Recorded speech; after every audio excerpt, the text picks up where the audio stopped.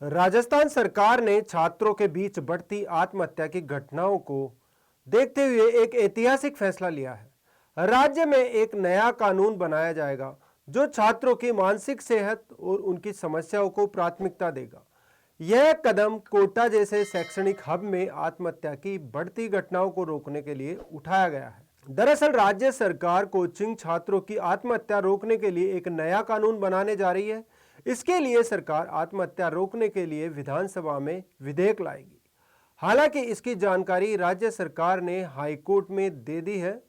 बता दें कि राज्य में कोचिंग छात्रों में आत्महत्या की बढ़ती घटनाओं के बीच हाईकोर्ट ने स्वतः संज्ञान लेते हुए याचिका दायर की थी।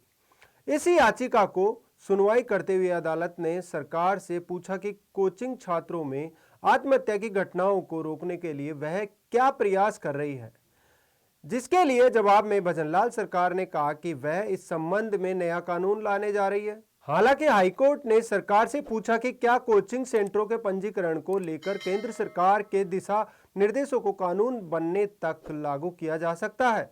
लिहाजा अदालत ने राज्य सरकार से 3 सप्ताह के भीतर जवाब मांगा है।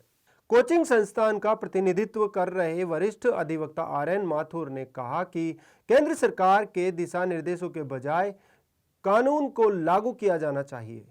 हालांकि उन्हें कोचिंग सेंटरों के पंजीकरण पर कोई आपत्ति नहीं है।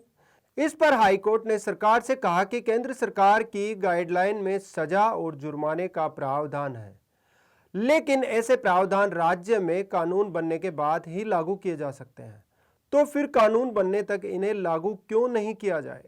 वही इस नए कानून को लेकर राज्य सरकार का दृष्टिकोण सकारात्मक नजर आ रहा है, जिसको लेकर मुख्यमंत्री ने कहा कि इस कानून का उद्देश्य छात्रों को एक सुरक्षित और सकारात्मक वातावरण प्रदान करना है। उन्होंने जोर देकर कहा कि शिक्षा का उद्देश्य छात्रों को सशक्त बनाना होना चाहिए, न कि उन्हें मानसिक दबाव में डालना।